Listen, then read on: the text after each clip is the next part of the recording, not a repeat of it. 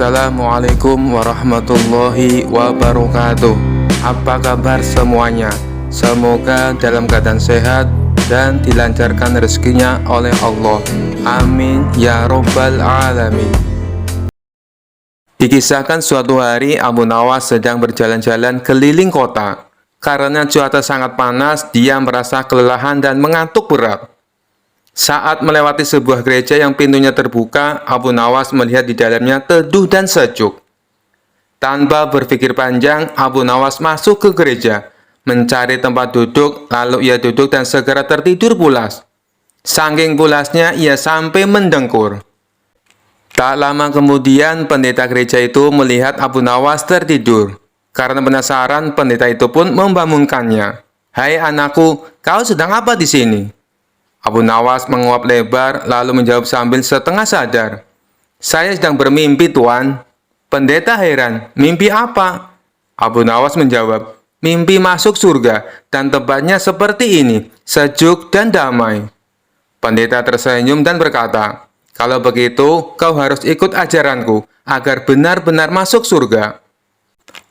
Mendengar itu, Abu Nawas malah tertawa. "Wah, kalau mau masuk surga cuma cukup tidur di sini saja, saya tidak perlu repot-repot ganti ajaran, Tuan. Lagi pula, kalau di dunia saja saya sudah tidur di surga, buat apa cari yang lain?"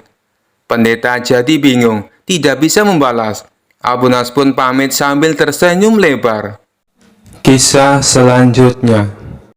Suatu hari, Abu Nawas sedang duduk di warung kopi favoritnya, menikmati segelas teh sambil mendengar cerita orang-orang di sekitarnya.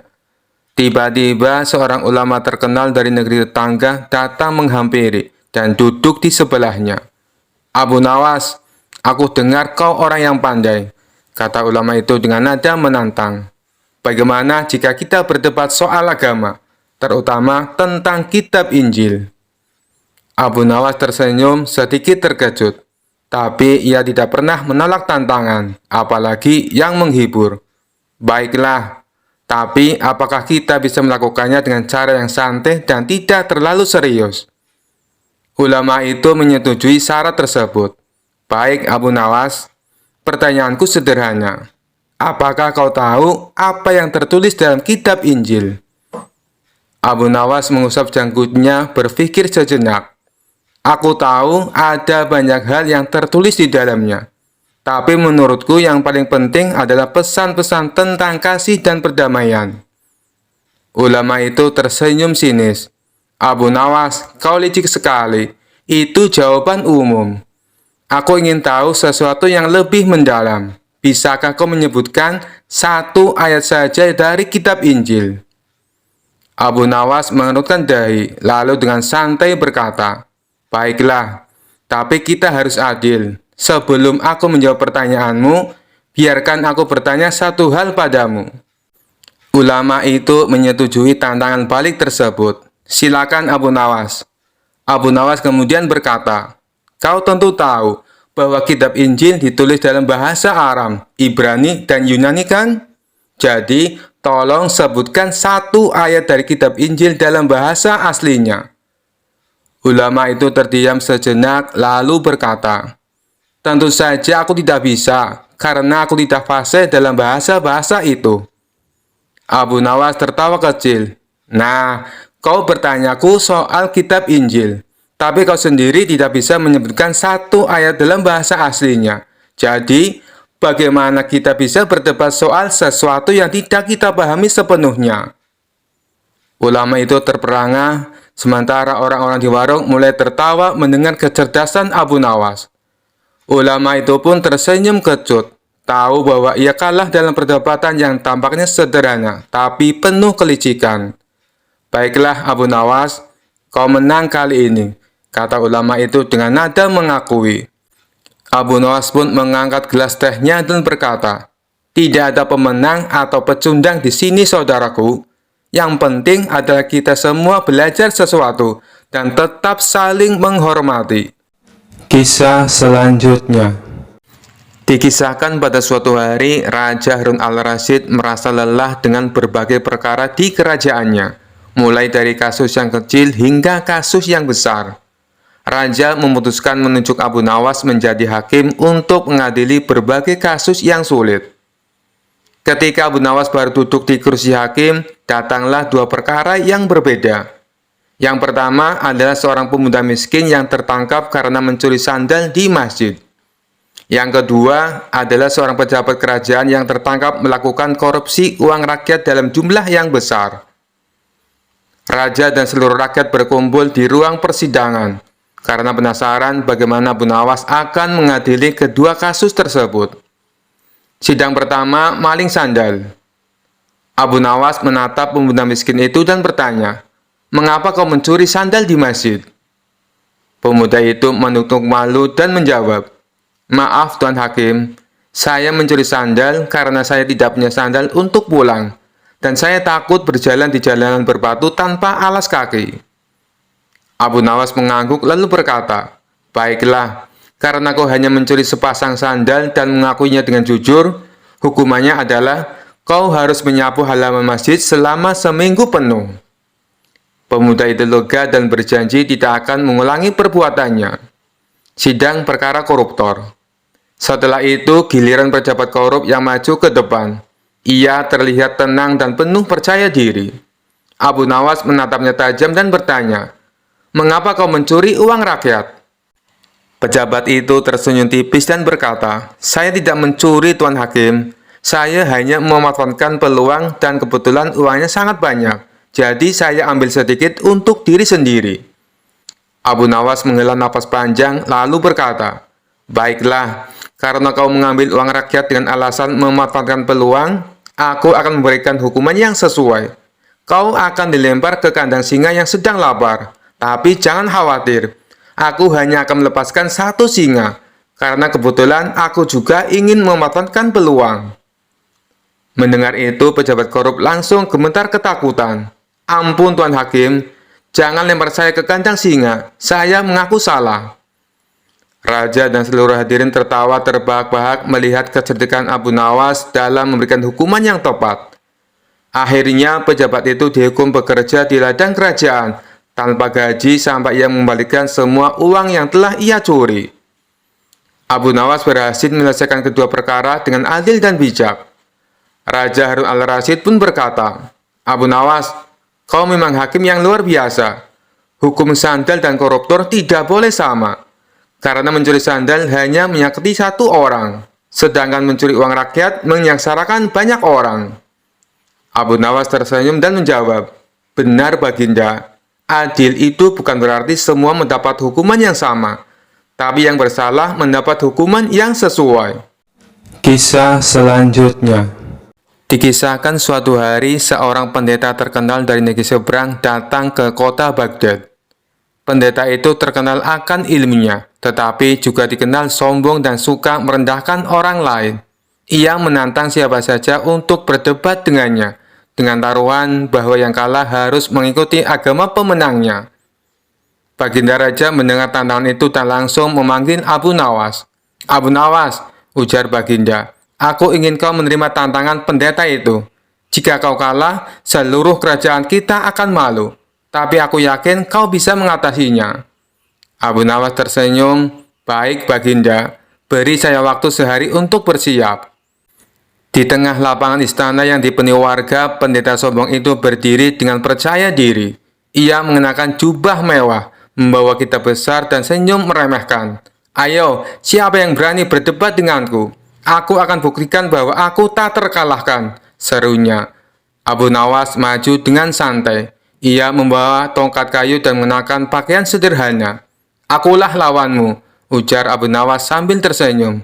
Pendeta tertawa keras. "Kau, orang sederhana seperti kau ingin melawan ilmuku? Baiklah, mari kita mulai." Pendeta bertanya, "Abu Nawas, jika Tuhan itu Maha Kuasa, mengapa Dia menciptakan dunia dengan begitu banyak penderitaan? Kalau begitu, aku ingin bertanya padamu, jika kau punya rumah besar dan nyaman, mengapa kau pergi jauh-jauh ke sini untuk mencari lawan debat? Apakah kau tidak puas?" terang Abu Nawas.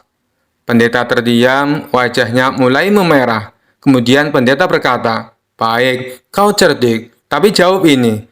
Jika Tuhan itu satu, mengapa manusia berbeda-beda agama? Abu Nawas menjawab, itu seperti makanan. Kita semua makan untuk kenyang, tapi cara masaknya berbeda-beda. Tuhan memberi manusia akal untuk mencari jalan terbaik menurut keyakinan masing-masing. Tapi jalan terbaik tetaplah yang membawa manusia lebih dekat kepadanya. Warga mulai bersorak memuji Abu Nawas. Pendeta yang mulai terpojok memutuskan untuk menyerang dengan pertanyaan jebakan. Jika kau begitu yakin akan Tuhanmu, buktikan bahwa Dia bisa menciptakan sesuatu yang tidak bisa Dia angkat. Abu Nawas tersenyum lebar. Baik, aku akan menjawabnya. Tapi kau harus menjawab pertanyaanku terlebih dahulu. Tanyakan apa saja, jawab pendeta. Bisakah kau membuat pertanyaan yang tidak bisa kau jawab sendiri? Pendeta langsung terdiam. Keringat mulai bercucuran di wajahnya. Warga yang menonton tertawa terbahak-bahak. Pendeta yang tak sanggup menjawab akhirnya mengaku kalah. Ia terpaksa memenuhi janjinya untuk pindah agama. Namun, Abu Nawas yang bijak berkata kepada Baginda dan warga, kita tidak bisa memaksa keyakinan seseorang, Baginda. Yang penting kita semua belajar bahwa kesombongan hanya akan membawa kehinaan. Pendeta itu yang merasa malu tapi tersentuh oleh kebaikan hati Abu Nawas, akhirnya memilih tetap tinggal di kota untuk belajar lebih banyak tentang agama Abu Nawas. Warga bersorak gembira dan Baginda memuji kecerdikan Abu Nawas. Kisah selanjutnya. Dikisahkan suatu malam yang sunyi, Abu Nawas sedang duduk di rumahnya sambil membaca buku dengan tenang. Tiba-tiba angin dingin berhembus masuk ke dalam rumah, dan sekejap ruangan itu berubah menjadi gelap gulita. Ketika Abu Nawas mencoba mencari lilin, sebuah suara berat dan menggelegar terdengar dari sudut ruangan. Abu Nawas, aku datang untuk bertamu. Abu Nawas yang sebenarnya cukup terbiasa dengan hal-hal aneh, tetap tenang dan menyalakan lilin. Di hadapannya berdirilah sosok jin tinggi besar dengan wajah menyeramkan dan mata menyala merah. Oh, tamu dari dunia lain. Apa keperluanmu datang ke rumahku di tengah malam begini? Tanya Abu Nawas dengan santai sambil menyeruput tehnya. Jin itu terkejut melihat Abu Nawas tidak takut. Aku datang karena mendengar kau adalah manusia paling cerdas di negeri ini. Aku ingin menguji kecerdasanmu. Abu Nawas tersenyum kecil. Baiklah, silakan uji aku. Tapi sebelum itu, tamu harus menghormati tuan rumah. Duduklah dulu, kita minum teh bersama. Jin itu meskipun merasa aneh, akhirnya menurut. Ia duduk, tapi karena tubuhnya terlalu besar, kursi yang didudukinya langsung hancur. Abu Nawas tertawa kecil. Maaf, kursiku bukan untuk jin. Mungkin kau lebih nyaman duduk di lantai, kata Abu Nawas dengan nada bercanda. Setelah duduk di lantai, jin itu berkata, Abu Nawas, aku akan memberikanmu 3 pertanyaan. Jika kau bisa menjawab semuanya, aku akan memberimu hadiah. Tapi jika kau gagal, aku akan mengambil jiwamu. Abu Nawas mengangguk santai. Baiklah, aku siap. Apa pertanyaan pertamamu? Jin itu berpikir sejenak, lalu bertanya, apa yang lebih cepat dari angin? Abu Nawas tersenyum kemudian menjawab, pikiran. Pikiran bisa pergi kemana saja dalam sekejap, bahkan lebih cepat dari angin. Jin itu mengangguk terkesan. Jawabanmu benar. Sekarang pertanyaan kedua, apa yang lebih berat dari gunung? Tanpa ragu Abu Nawas menjawab, tanggung jawab. Tanggung jawab bisa sangat berat hingga membuat orang merasa tertekan lebih dari beban gunung. Jin itu mulai khawatir. Ia menyadari bahwa Abu Nawas benar-benar pintar. Baiklah, pertanyaan terakhir. Apa yang lebih tajam dari pedang? Abu Nawas tersenyum lebar. Lidah. Dengan lidah, orang bisa melukai hati lebih dalam daripada luka pedang. Jin itu terdiam. Semua jawaban Abu Nawas benar. Tunggu dulu, kata Abu Nawas. Sekarang giliranku mengujimu. Jika kau gagal menjawab, kau harus memberiku hadiah. Jin itu yang merasa percaya diri setuju. Baiklah, tanyakan apa saja. Abu Nawas bertanya, apa yang ada di hadapanmu tapi tak bisa kau lihat? Jin itu berpikir keras tapi tidak menemukan jawaban. Ia akhirnya menyerah. Apa jawabannya? Abu Nawas tertawa. Udara. Udara ada di hadapan kita tapi tak terlihat. Jin itu kesal tapi tidak bisa menyangkal. Sesuai perjanjian, ia memberikan Abu Nawas sekantong emas sebagai hadiah. Abu Nawas, kau memang manusia cerdas dan licik, tapi aku akan kembali suatu hari nanti, kata jin itu sambil menghilang. Kisah selanjutnya. Suatu hari, raja kembali memanggil Abu Nawas ke istana untuk memberi perintah aneh lagi. Raja yang terkenal suka menguji kecerdikan Abu Nawas tersenyum licik dan berkata, Abu Nawas, kali ini aku punya tugas sangat penting untukmu. Abu Nawas sudah mencium gelagat tak biasa, menjawab dengan hati-hati. Apa tugasnya, tuanku? Raja dengan suara lantang berkata, aku ingin kau pergi dan mencari ujung bumi. Bawa aku laporan tentang apa yang ada di sana. Jangan kembali sampai kau menemukannya. Abu Nawas yang tahu bahwa perintah ini jelas-jelas mustahil, pura-pura terkejut. Tapi seperti biasa, ia segera berpikir cepat.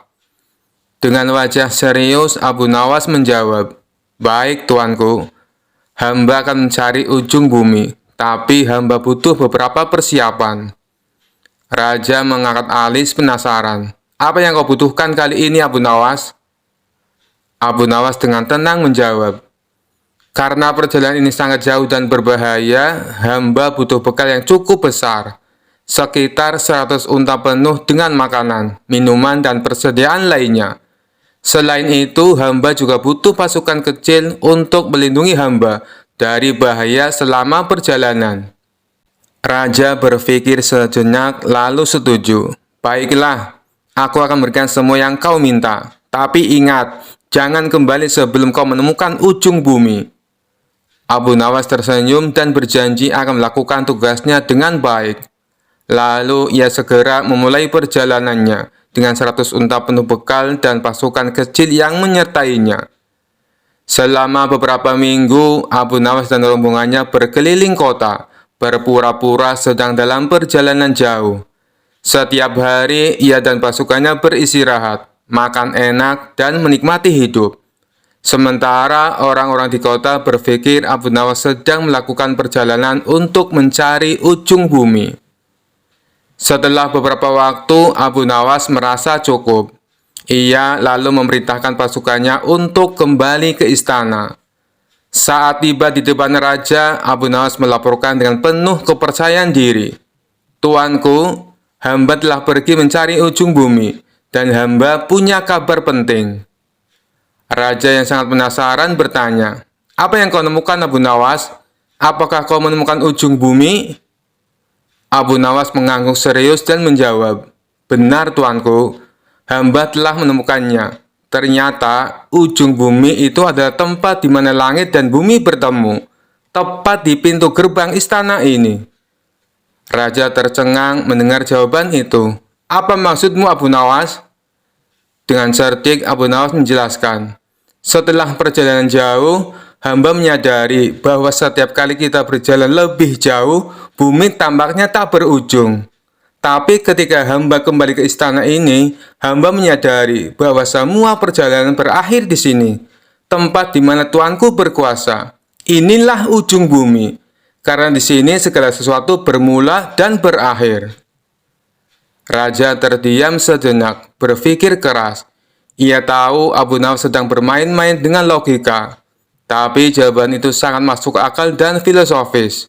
Akhirnya raja tertawa terbahak-bahak dan berkata, Abu Nawas, kau memang tak pernah gagal membuatku kagum. Kau telah melaksanakan tugasmu dengan baik. Ujung bumi memang berada di sini, di bawah kekuasaanku. Semua orang istana ikut tertawa, sementara Abu Nawas tersenyum puas. Sekali lagi ia berhasil keluar dari tugas mustahil dengan cara yang cerdik dan kocak, membuat raja tak bisa berkata apa-apa selain tertawa. Kisah selanjutnya. Dikisahkan pada suatu sore yang cerah, Abu Nawas sedang duduk santai di depan rumahnya. Tiba-tiba terdengar suara teriakan khas dari kejauhan. Bakso, bakso, bakso panas. Abu Nawas yang sedang lapar segera berdiri. Ia melihat tukang bakso keliling mendorong gerobak kecil, sambil terus meneriakkan dagangannya. Abu Nawas pun memanggil, "Tukang bakso, kesini sebentar." Tukang bakso berhenti di depan rumah Abu Nawas. "Ada yang bisa saya buatkan, Tuan?" tanya si tukang bakso dengan ramah. Abu Nawas tersenyum licik. "Aku ingin seporsi bakso spesial, tetapi dengan syarat." Tukang bakso mengerutkan kening. "Syarat apa, Tuan?" "Syaratnya," jawab Abu Nawas sambil tertawa kecil, "baksonya harus ada rasa durian, kuahnya rasa kopi, dan tambahkan 1 butir telur bebek mentah di atasnya." Tukang bakso terkejut mendengar pesanan aneh tersebut. "Tuan, bakso seperti itu tidak ada yang jual." "Tapi aku sangat ingin mencobanya," jawab Abu Nawas sambil berpura-pura kecewa. "Kalau kau tidak bisa, aku tak jadi beli." Tak ingin kehilangan pelanggan, tukang bakso itu memutar otak. Ia mengambil semangkok bakso biasa, lalu berbisik, "Tuan, tunggu sebentar. Saya akan membuatkan sesuai permintaanmu."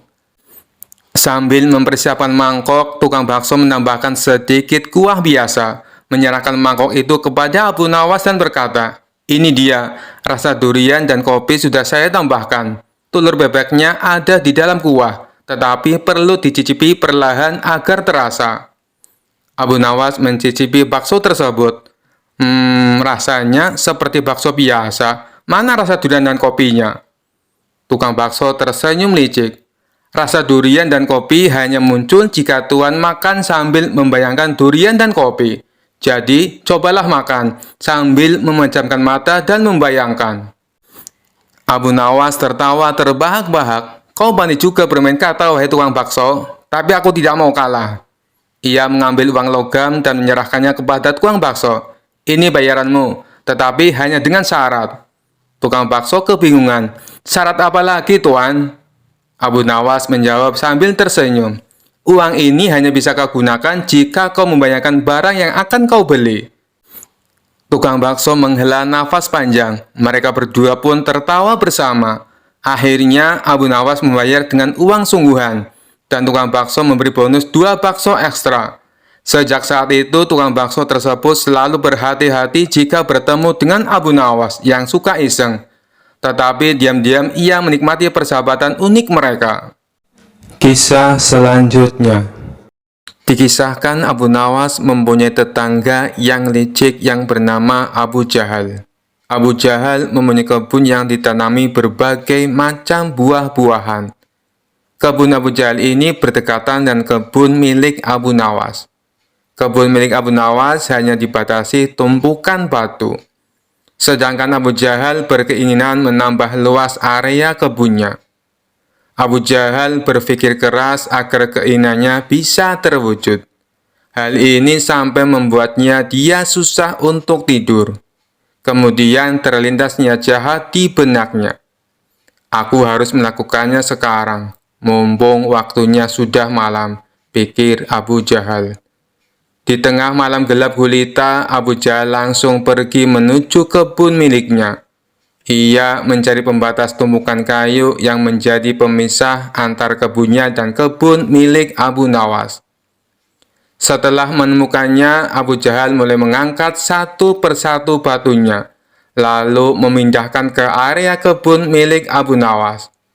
Dengan begitu, luas kebun milik Abu Jahal menjadi bertambah luas. Setelah selesai, dia kembali pulang ke rumahnya dengan sembunyi-sembunyi. Dia senang dengan apa yang dilakukannya. Selama beberapa hari, Abu Nawas tidak menyadari dengan perbuatan Abu Jahal. Abu Nawas masih santai menanam buah-buahan di area yang telah dicuri Abu Jahal. Seiring berjalannya waktu, buah yang ditanami Abu Nawas kini berbuah. Buahnya besar-besar dan segar. Melihat hal itu, Abu Jahal merasa senang. Ia pun segera memanen tanaman buah tersebut. Berapa lama kemudian datanglah Abu Nawas. Dia sangat terkejut melihat Abu Jahal memanen tanaman buah miliknya. "Apa yang kamu lakukan?" tanya Abu Nawas heran. "Aku sedang memanen buah yang ada di kebunku," jawab Abu Jahal dengan sangat enteng. "Apa kau bilang? Ini masih area kebunku, Abu Jahal," balas Abu Nawas. "Hei Abu Nawas, kamu mengigo ya? Coba kau lihat batu pembatasnya," jawab Abu Jahal. Abu Nawas terdiam. Kenapa tumpukan batunya bisa pindah ya? Atau aku yang kurang teliti? Pikirnya. Tapi kan buah itu aku yang menanamnya, Abu Jahal, ucap Abu Nawas. Itu sih salahmu sendiri. Kenapa menanam buah di area kebunku? Berarti ini adalah milikku, sahut Abu Jahal. Kurang ajar. Ini pasti ada yang tidak beres, kata Abu Nawas dalam hati. Hai Abu Jahal, kamu pasti memindahkan tumpukan batu itu kan? Tanya Abu Nawas geram. Jangan fitnah kamu, aku bisa mengadukannya kepada Tuan Hakim, balas Abu Jahal. Ayo, kita selesaikan masalah ini di depan Tuan Hakim, timpal Abu Nawas. Mereka pun menghadap Tuan Hakim. Di hadapan Tuan Hakim, Abu Nawas dan Abu Jahal saling mengadukan masalahnya. Jujur saja aku sangat bingung siapa di antara kalian yang benar. Tapi sepertinya aku lebih mempercayai Abu Jahal, kata Tuan Hakim. Kenapa Tuan Hakim begitu mudah memutuskan hal ini? Anda kan hakim yang terkenal bijak. Harusnya lebih berhati-hati dalam memutuskan, balas Abu Nawas. Sudahlah Abu Nawas, terima saja keputusan hakim. Toh area kebunmu masih juga luas, ucap Abu Jahal. Enak saja kamu bicara, kamu telah mencuri lahanku. Kamu sengaja memindahkan tumpukan batu yang menjadi pembatas, bentak Abu Nawas. Aku harap kalian berdua diam. Apa yang akan aku putuskan tidak bisa diganggu-gugat. Keputusanku adalah tanah yang kamu tanami buah adalah milik Abu Jahal, kata Tuan Hakim. Mendengar hal itu, Abu Jahal merasa sangat senang. Terima kasih Tuan Hakim, Anda adalah hakim yang paling bijak yang pernah saya kenal, ucapnya. Sementara Abu Nawas hanya bisa pasrah menerima keputusan tersebut. Asik, sekarang aku punya kebun yang lebih luas dari Abu Nawas, ungkap Abu Jahal dalam hati kegirangan. Oh iya Abu Jahal, berapa luas kebunmu? Tanya Tuan Hakim. Luasnya 1,5 hektar Tuan Hakim, jawab Abu Jahal. Kalau kamu Abu Nawas, berapa luas kebunmu? Tanya Tuan Hakim kembali. Sebenarnya luas kebunku 1,5 hektar, tapi karena setengahnya dicuri sama Abu Jahal, luasnya sekarang jadi tinggal 1 hektar, jawab Abu Nawas. Kalian tahu tidak kenapa aku tanya luas kebun kalian? Karena kemarin aku dapat surat langsung dari Baginda Raja. Beliau memerintahkan kepadaku, barang siapa mempunyai kebun yang luasnya lebih dari 1 hektar, maka akan disita negara beserta isi-isinya. Dan bagi siapa saja yang menentang peraturan ini akan dihukum mati. Hal ini Baginda Raja terpaksa lakukan karena kondisi keuangan negara sedang krisis, jelas Tuan Hakim. Raut wajah Abu Jahal yang tadinya ceria mendadak berubah menjadi terkejut. Waduh, celaka. Aku akan kehilangan kebunku, pikir dia ketakutan. Maaf Tuan Hakim, sebenarnya luas kebunku hanya 1 hektar, tutur Abu Jahal. Tadi kamu bilang katanya luas kebunmu 1,5 hektar. Sekarang bilangnya 1 hektar. Kamu jangan main-main Abu Jahal, bentak Tuan Hakim. Aku berani bersumpah Tuan Hakim, kebunku memang luasnya hanya 1 hektar. Tumpukan batu yang jadi pembatas antara kebunku dan kebun milik Abu Nawas telah aku pindah dari tempatnya, ujar Abu Jahal. Oh, begitu. Jadi tanah yang ditanam buah oleh Abu Nawas sebenarnya masih area kebun dia, tanya Tuan Hakim memastikan. Benar Tuan Hakim, jawab Abu Jahal. Bagaimana denganmu Abu Nawas? Apakah benar luas kebunmu 1,5 hektar? Tanya Tuan Hakim kepada Abu Nawas. Benar Tuan Hakim, jawab Abu Nawas pasrah. Nah, kalau begini kan jelas siapa yang sebenarnya berbohong. Pengawal, tangkap Abu Jahal dan masukkan ke penjara karena telah mencuri kebun milik Abu Nawas, perintah Tuan Hakim. Tapi Tuan Hakim, kebunku tidak disitakan? Tanya Abu Jahal khawatir. Tidak ada yang namanya penyitaan, itu hanya trik saja, supaya bisa menyelesaikan perkara kalian berdua dengan adil, balas Tuan Hakim.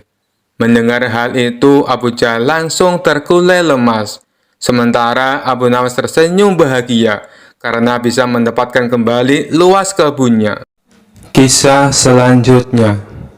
Pada suatu hari yang cerah, Abu Nawas sedang berjalan di pasar.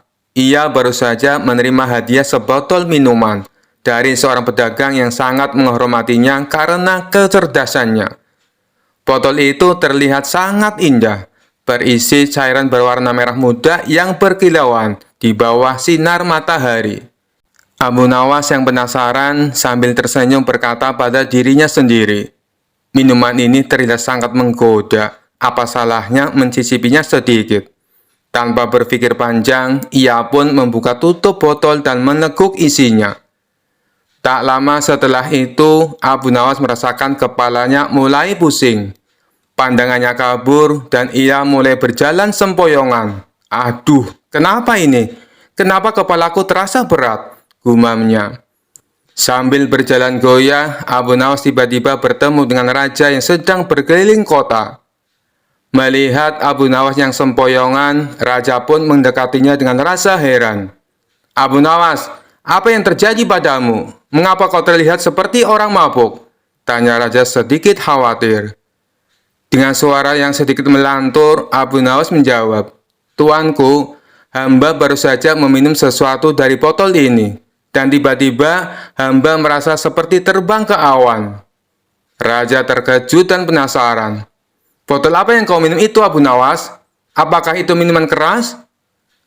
Abu Nawas sambil berusaha tetap berdiri tegak menggelengkan kepalanya dengan dramatis. "Oh tidak, tuanku, ini bukan minuman keras. Ini lebih dari itu. Ini adalah minuman keajaiban." Raja yang semakin penasaran bertanya, "Keajaiban? Bagaimana mungkin sebotol minuman bisa membuatmu sempoyongan seperti ini?" Abu Nawas dengan gaya yang sangat dramatis menjawab, "Minuman ini membuat hamba melihat dunia dengan cara yang berbeda. Tadi hamba melihat kucing terbang, dan sekarang hamba merasa bumi berputar lebih cepat dari biasanya." Raja tertawa terbahak-bahak melihat tingkah Abu Nawas yang terlihat seperti sedang mabuk berat. Namun di balik tawanya, ia mulai curiga dan ingin tahu lebih lanjut tentang apa yang sebenarnya terjadi pada Abu Nawas. "Abu Nawas, biarkan aku mencicipi sedikit minuman itu. Aku ingin tahu apa yang membuatmu seperti ini." Abu Nawas yang sedang limbung dengan cepat menyembunyikan botolnya di balik jubahnya dan berkata, "Oh tuanku, hamba tak bisa membiarkan tuanku minum ini. Minuman ini hanya untuk orang-orang yang kuat seperti hamba. Jika tuanku meminumnya, mungkin istana akan terlihat seperti menari di depan mata tuanku." Raja semakin tertawa keras mendengar lelucon Abu Nawas, tetapi ia tetap penasaran. "Baiklah Abu Nawas, katakan padaku, apa sebenarnya minuman ini?" Abu Nawas yang sekarang sudah sedikit lebih stabil menjawab dengan senyum cerdik, "Tuanku, ini bukan minuman keras ataupun minuman keajaiban. Ini hanya jus buah delima yang hamba dapat dari pedagang di pasar tadi. Hamba hanya bercanda, mencoba melihat bagaimana reaksi tuanku jika melihat hamba seperti ini." Raja terkejut sejenak, lalu tertawa terbahak-bahak. "Jadi kau berpura-pura mabuk hanya untuk mengerjaiku?" Abu Nawas mengangguk dengan gaya yang lucu. "Benar sekali tuanku. Hamba hanya ingin melihat apakah tuanku akan percaya kalau hamba mabuk gara-gara jus delima. Ternyata minuman sederhana ini bisa membuat siapapun tertawa, termasuk tuanku." Raja pun terus tertawa, sementara orang-orang di sekitarnya ikut terhibur melihat tingkah lucu Abu Nawas. Seperti biasa, Abu Nawas berhasil membuat suasana riang dan menghibur raja dengan kecerdasannya yang penuh humor. Kisah selanjutnya. Kala itu kota Baghdad mendadak gempar oleh kehadiran orang asing. Persoalannya bukan pada orangnya, melainkan orang asing tersebut tidak mempercayai adanya Tuhan. Bukan hanya itu, ia juga menantang orang-orang muslim berdebat mengenai adanya Tuhan. Kabar ini pun sampai ke telinga Baginda Raja. Karena dianggap bikin resah masyarakat, orang asing ini lalu dipanggil ke istana. "Apa tujuanmu membuat onar di negeri kami?" tanya Baginda Raja. Orang asing ini menjawab, "Untuk apa mengaku bertuhan kalau tidak bisa menjawab pertanyaanku?" Kemudian baginda raja bertanya kembali, "Apakah kamu tidak percaya adanya Tuhan?"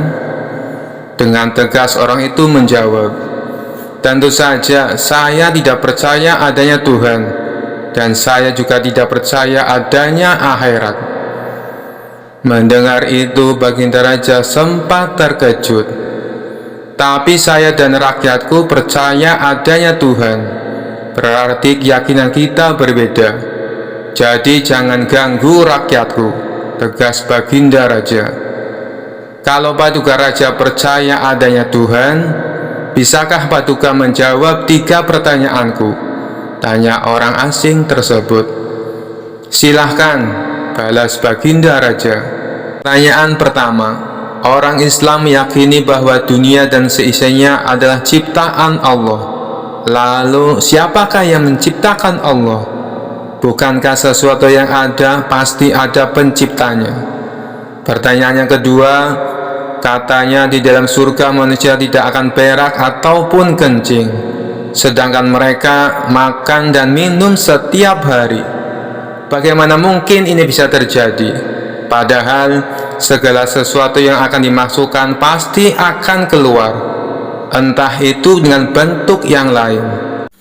Dan pertanyaan yang ketiga, orang Islam meyakini kalau setan terbuat dari api, tapi katanya setan akan disiksa dengan api neraka. Mana mungkin api bisa menyakiti api? Mendengar pertanyaan orang asing itu, baginda raja hanya terdiam. Bisa saja ia menjawab berdasarkan hadis dan Al-Quran, tapi karena yang dihadapi adalah orang yang tidak percaya Tuhan, maka dijawabnya harus dengan logika. Kemudian salah satu menterinya membisikkan kepada baginda raja, "Paduka, kalau soal beginian serahkan saja pada Abu Nawas. Dia pasti bisa mematahkan argumen orang asing itu." Baginda raja menyetujui usulan menterinya. Maka dipanggillah Abu Nawas ke istana. Singkat cerita, Abu Nawas pun datang menghadap baginda raja. Ia lalu dipersilakan duduk di sampingnya. "Ada apa, Paduka? Kenapa tiba-tiba memanggil hamba?" tanya Abu Nawas. "Begini Abu Nawas, orang asing ini tidak percaya adanya Tuhan, dan dia mengajukan 3 pertanyaan, tapi jawabannya harus masuk akal," ujar baginda raja. Sekilas Abu Nawas menatap orang asing tersebut. "Oh, ini orangnya yang bikin gempar kota Baghdad," pikir Abu Nawas. Abu Nawas lalu menghampiri orang asing itu dan duduk tepat di hadapannya. "Silahkan, apa yang ingin kau tanyakan?" ucap Abu Nawas dengan penuh percaya diri. Orang asing tersebut memulai pertanyaannya.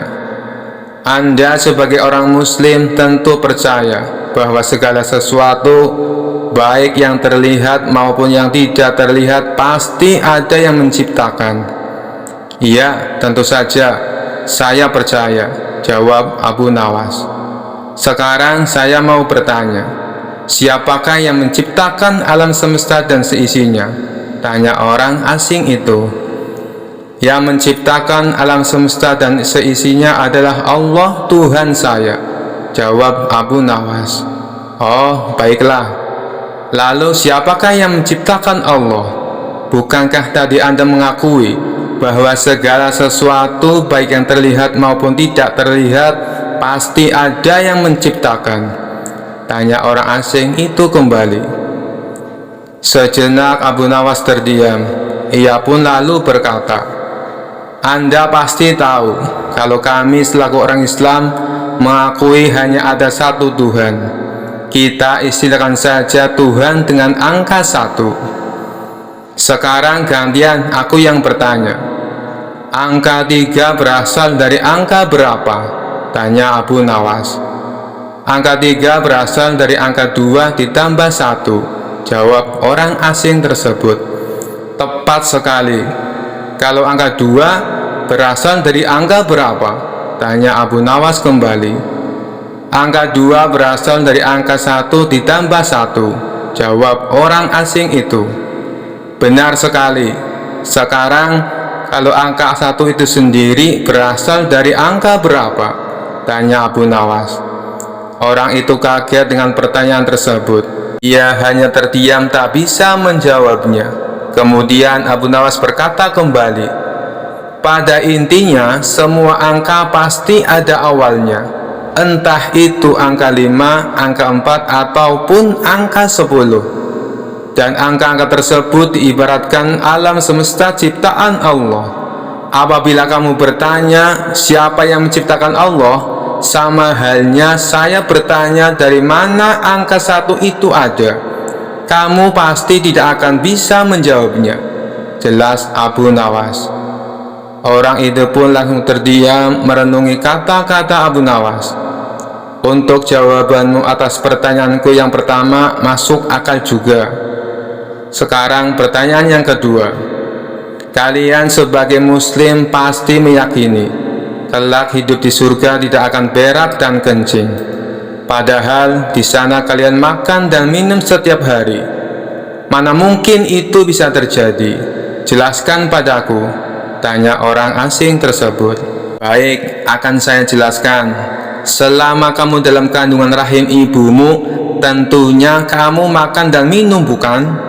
Karena menurut ilmu medis, seorang janin memakan sesuatu yang dimakan ibunya. Lalu ketika kamu dalam kandungan ibumu selama 9 bulan, apakah kamu pernah berak ataupun kencing? Untuk kedua kalinya pertanyaan orang asing itu bisa dijawab dengan mudah oleh Abu Nawas. Baik, jawabanmu masuk akal. Sekarang pertanyaan terakhir. Kalian sebagai muslim pasti meyakini kalau setan terbuat dari api dan neraka juga terbuat dari api. Tapi yang membuat saya heran, katanya setan akan disiksa dengan api neraka. Mana mungkin api bisa menyakiti api? Itu hal konyol yang pernah saya dengar, ujar orang asing tersebut. Bisakah kamu menjelaskannya? Tanyanya kemudian. Sebelum aku menjawab pertanyaan yang terakhir, aku ingin kita saling berjanji. Apapun jawabannya, kamu tidak boleh marah, pinta Abu Nawas. Tentu saja saya tidak akan marah, apalagi kalau jawabannya masuk akal, balas orang asing tersebut. Tiba-tiba Abu Nawas menampar pipi orang asing itu dengan sangat keras. Baginda Raja dan orang-orang yang hadir terkejut dibuatnya. Hei, apa-apaan ini? Kalau tidak bisa menjawab, jangan emosi, apalagi sampai main pukul kayak gini, protes orang asing itu. Siapa yang emosi? Itu tadi adalah jawaban saya. Apakah tadi kamu merasakan sakit? Tanya Abu Nawas. Tentu saja saya sakit, jawab orang itu sambil memegang pipinya. Coba kamu perhatikan tangan saya. Bukankah tangan saya terbuat dari tulang dan daging? Begitu juga dengan pipi kamu. Tapi ketika tangan saya ditamparkan ke pipi kamu, kamu langsung kesakitan. Itulah gambaran sederhana. Kalau api neraka bisa menyakiti setan, setan pasti akan merasa kesakitan, meskipun ia sama-sama terbuat dari api, kata Abu Nawas menjelaskan. Orang tersebut lalu terdiam. Ia tak bisa membantah argumen Abu Nawas. Sementara Baginda Raja dan orang-orang istana kagum atas kecerdikan Abu Nawas.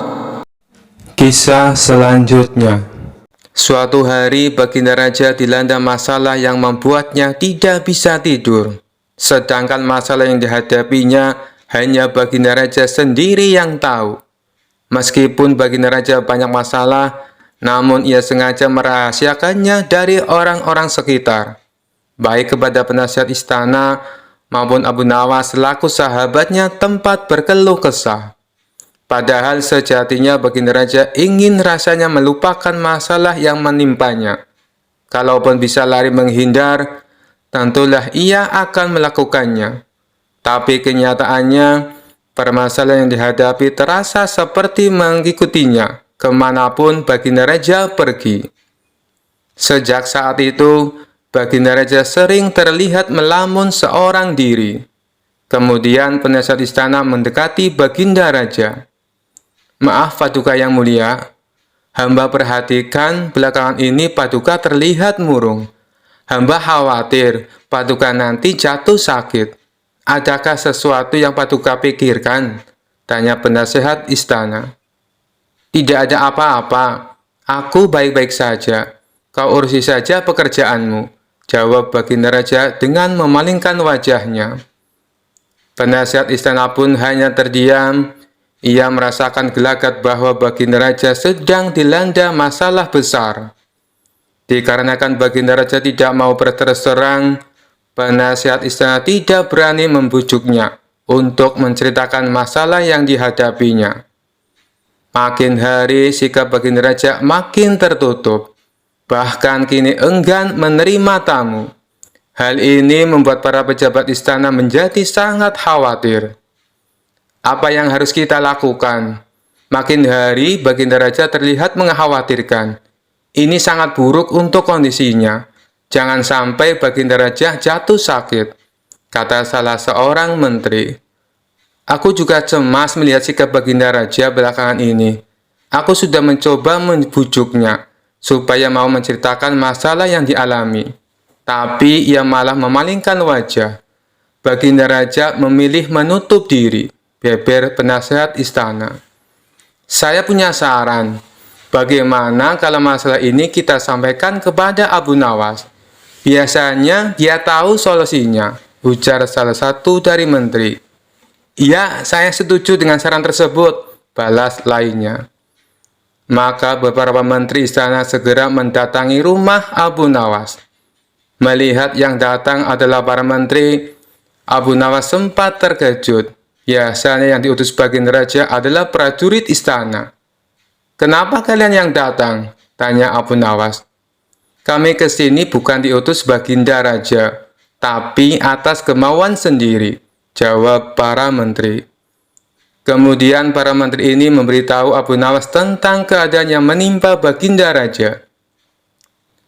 "Kami semua sudah berusaha memberi perhatian, tapi Baginda Raja selalu menutup diri," kata salah satu menteri. "Baiklah, aku akan mencoba menghiburnya. Mari kita ke istana sekarang," ajak Abu Nawas. Singkat cerita, Abu Nawas menghadap Baginda Raja. Ia lalu bercerita kisah-kisah jenaka di hadapan Baginda Raja, berharap bisa terhibur dan tertawa. Tapi ternyata tidak ada reaksi apapun. Baginda Raja hanya terdiam, malah meninggalkan Abu Nawas lalu masuk ke kamarnya. Selepas Baginda Raja pergi, para menteri segera menghampiri Abu Nawas. "Bagaimana ini Abu Nawas? Kamu lihat sendiri kan?" ucap mereka. "Sepertinya Baginda Raja sedang mengalami masalah berat. Biarkan aku pulang dulu. Aku akan memikirkan cara untuk mengatasi masalah ini," ucap Abu Nawas. Setibanya di rumah, Abu Nawas terus memikirkan cara terbaik memecahkan masalah ini. Setelah berpikir cukup lama, akhirnya Abu Nawas menemukan ide yang cemerlang. Esok harinya Abu Nawas pergi ke pasar. Di hadapan orang-orang, Abu Nawas berteriak, "Apakah di antara kalian ada yang bisa memasukkan unta ke lubang jarum?" Mendengar pertanyaan Abu Nawas, semua orang yang ada di sana heran. Salah satu dari mereka lalu menjawab, "Mana mungkin bisa, itu perkara yang mustahil." Dengan lantang Abu Nawas membalas, "Tidak ada perkara yang mustahil. Jangankan aku, anak kecil pun bisa." "Kalau kau mau bisa, coba tunjukkan kepada kami," pinta mereka.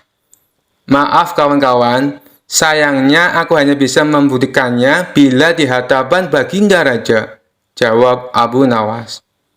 Begitulah seterusnya, setiap ada keramaian orang ataupun perkumpulan, Abu Nawas selalu mengatakan hal yang sama. Akhirnya kabar tentang Abu Nawas bisa memasukkan unta ke lubang jarum, sampai juga hingga ke telinga Baginda Raja.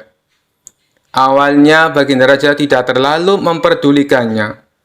Tapi lama-kelamaan timbul juga rasa penasaran pada dirinya. Maka diperintahkanlah beberapa pengawal istana memanggil Abu Nawas. "Tuan Abu Nawas, Anda diperintah Paduka untuk datang ke istana," ucap seorang prajurit. "Benarkah?" tanya Abu Nawas memastikan. "Benar, Tuan Abu Nawas," jawab dia. "Rencanaku akhirnya berhasil," pikir Abu Nawas. "Oh iya, bagaimana kondisi Baginda Raja sekarang?" tanya Abu Nawas lagi. "Baginda masih sering mengurung diri dan sering tampak termenung," jawab salah satu prajurit. "Baiklah, aku akan ke sana sekarang," balas Abu Nawas. Tidak lama kemudian, Abu Nawas sampai di istana menghadap Baginda Raja. "Wahai Abu Nawas, aku dengar kau bisa memasukkan seekor unta ke lubang jarum. Kau bersedia membuktikannya bila di hadapanku. Benarkah itu?" tanya Baginda Raja.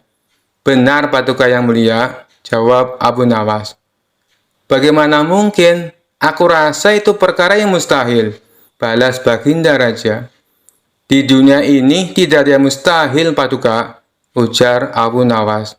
"Baiklah, sekarang coba kau buktikan," perintah Baginda Raja.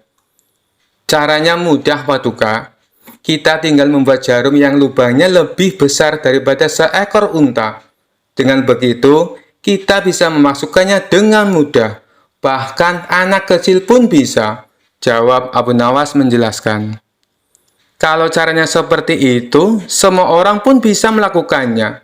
Berarti kau telah menipu semua orang, termasuk aku," ucap Baginda Raja. "Hamba tidak pernah menipu siapapun, dan hamba juga tidak pernah menipu Paduka. Hamba tidak pernah mengatakan bahwa jarum hamba yang maksud adalah jarum kecil," balas Abu Nawas. "Iya, itu benar. Tapi apa maksud dari pernyataanmu ini?" tanya Baginda Raja. "Hamba hanya ingin mengatakan bahwa ada hikmah dari pernyataan ini," jawab Abu Nawas. "Hikmah? Hikmah dari mana?" tanya Baginda Raja heran. "Bukankah tadinya Baginda Raja tidak percaya kalau hamba bisa memasukkan unta ke lubang jarum? Tapi setelah hamba jelaskan, Baginda Raja baru mempercayainya. Begitu juga dengan permasalahan yang sedang kita hadapi. Sebesar apapun masalah, sebesar apapun bebannya, tapi kalau hati kita lebih besar, hati kita lebih luas saat menghadapinya, maka semua masalah akan terasa lebih ringan. Itulah gambaran seekor unta bila dimasukkan ke lubang jarum. Sepintas saat kita menghadapinya, pasti itu mustahil dilakukan. Tapi bila hati kita luas dan besar, maka pikiran kita juga akan mengikuti.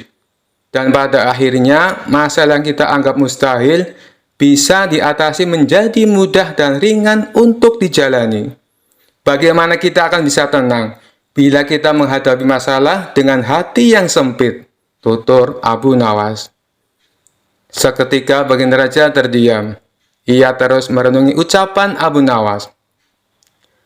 Suasana pun mendadak menjadi hening.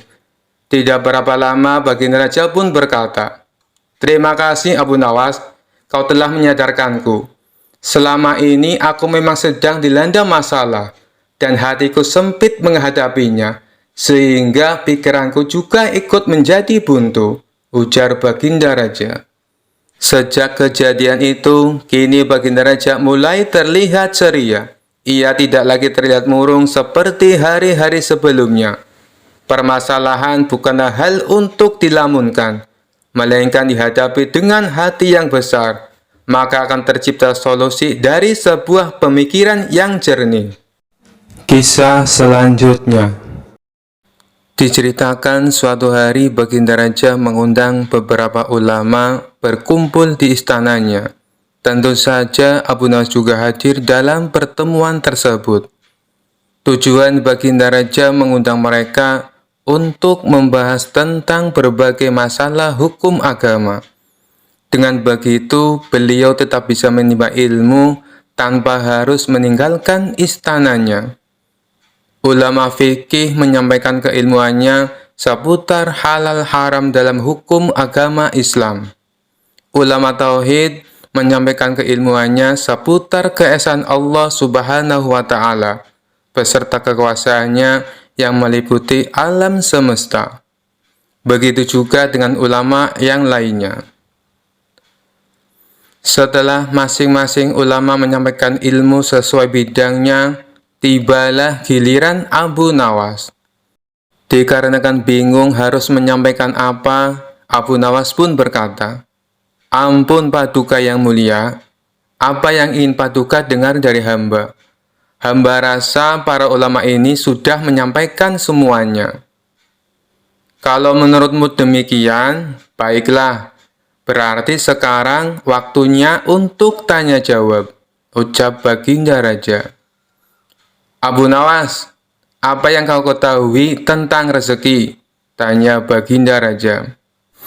"Kita semua pasti meyakini bahwa rezeki datangnya dari Allah Subhanahu wa Ta'ala. Sebagaimana dalam firman-Nya, tidak ada suatu binatang melata pun di bumi, melainkan Allah lah yang memberi rezekinya. Jelas Abu Nawas. Rezeki itu bisa datang dari mana saja, Paduka. Kita sebagai manusia cukup bertawakal dengan benar. Niscaya rezeki akan datang kepada kita. Lakukan yang menjadi bagianmu. Selanjutnya, biarkan Allah yang mengurus lainnya." Ini berdasarkan hadis Nabi yang berbunyi, "Andai kalian bertawakal kepada Allah sebenar-benar tawakal, niscaya Allah akan berikan rezeki kepada kalian. Sebagaimana Dia memberikan rezeki kepada burung yang pergi dalam keadaan lapar, lalu pulang dalam keadaan kenyang." Papar Abu Nawas. Ternyata pandangan Abu Nawas mengenai rezeki tidak sama dengan para ulama yang hadir.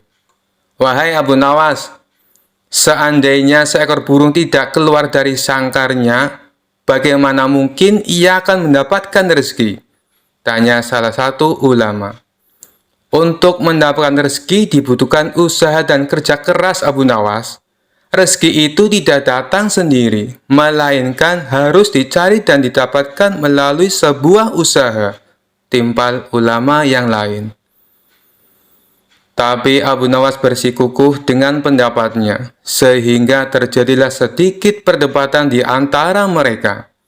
Tidak ingin debat berkepanjangan, Abu Nawas lalu berkata, "Begini saja, besok kita berkumpul lagi di sini. Buktikan pendapat kalian di hadapan Paduka Raja." Para ulama pun sepakat dengan tawaran Abu Nawas tersebut.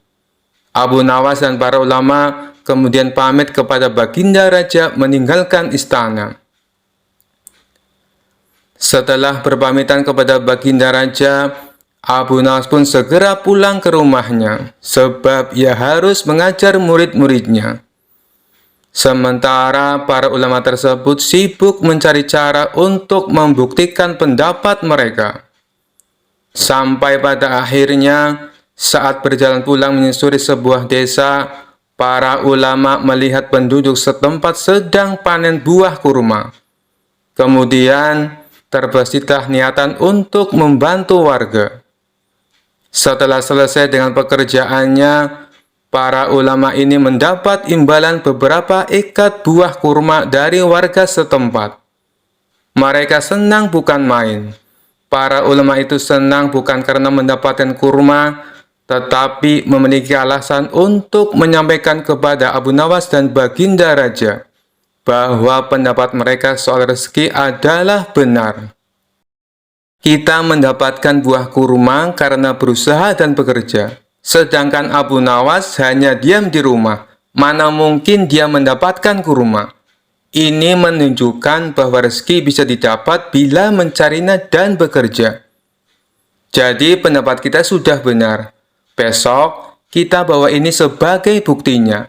Kita tunjukkan kepada Abu Nawas dan Baginda Raja, kata salah satu ulama kepada kawannya. Maka pada keesokan harinya, para ulama ini datang ke istana. Sesampainya di sana, ternyata sudah ada Abu Nawas duduk di hadapan Baginda Raja. Melihat para ulama sudah datang, Baginda Raja segera menyambutnya. "Kemarilah, silakan duduk tuan-tuan," sambut Baginda Raja. Mereka lalu duduk bersebelahan dengan Abu Nawas. Salah satu ulama kemudian berkata, "Ampun Paduka yang mulia, sesuai dengan janji kami membawakan bukti atas pendapat kami. Kami rasa pendapat Abu Nawas kurang tepat. Justru pendapat kamilah yang lebih tepat."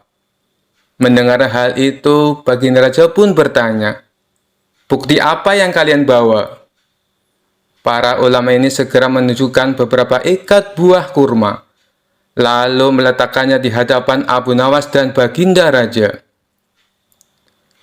"Buah kurma ini kami dapat karena kemarin kami bekerja membantu warga panen kurma. Jadi, mengenai pendapat Abu Nawas yang mengatakan seseorang cukup bertawakal dengan benar, nanti rezeki akan datang sendiri, kami rasa pendapat tersebut kurang tepat Paduka. Pendapat kamilah yang lebih tepat, karena rezeki itu harus dicari. Seandainya kami tidak bekerja membantu warga, kurma ini tentu tidak akan sampai di tangan kami. Sedangkan Abu Nawas kemarin hanya berdiam diri di rumah. Apakah Abu Nawas mendapat kurma seperti kami? Tentu saja tidak Paduka, karena kemarin Abu Nawas tidak bekerja," kata ulama menjelaskan. "Yang kalian katakan itu benar sekali. Aku sependapat dengan kalian," sahut Baginda Raja. "Bagaimana denganmu Abu Nawas? Apakah kamu masih membantahnya?" tanya Baginda Raja. Mendengar hal itu, Abu Nawas hanya tersenyum seraya mengambil kurma dan mencicipinya. Kemudian ia berkata, "Kemarin aku memang hanya di rumah seharian, karena aku harus mengerjakan tugasku sebagai guru, yaitu mengajar murid-muridku. Hari ini, saat kalian bercerita tentang kurma, tiba-tiba saya jadi kepengin. Alhamdulillah, kalian datang bukan hanya membawa ceritanya, tapi juga buah kurmanya untukku. Bukankah ini juga bagian dari rezeki yang datang tanpa sebab? Seperti yang hamba ucapkan dulu Paduka, cukup dengan tawakal yang benar kepada Allah. Niscaya Allah akan berikan rezeki. Lakukan yang menjadi tugasmu. Selanjutnya, biarkan Allah yang mengurus lainnya. Hamba melakukan tugas sebagai guru. Lalu Allah mengirim kalian membawakan kurma untukku." Ucap Abu Nawas tidak mau kalah. Mendengar penjelasan Abu Nawas, para ulama pun langsung tertawa satu sama lain. "Kamu memang cerdik Abu Nawas," puji Baginda Raja. Sementara para ulama ini meskipun berbeda pendapat, tidak saling menyalahkan dan membenarkan pendapatnya sendiri. Begitulah indahnya Islam, apabila saling menghormati perbedaan pendapat. Sekian dulu perjumpaan kita kali ini. Sampai bertemu lagi di kisah-kisah selanjutnya. Terima kasih yang sudah subscribe dan setia menonton channel ini. Wassalamualaikum warahmatullahi wabarakatuh.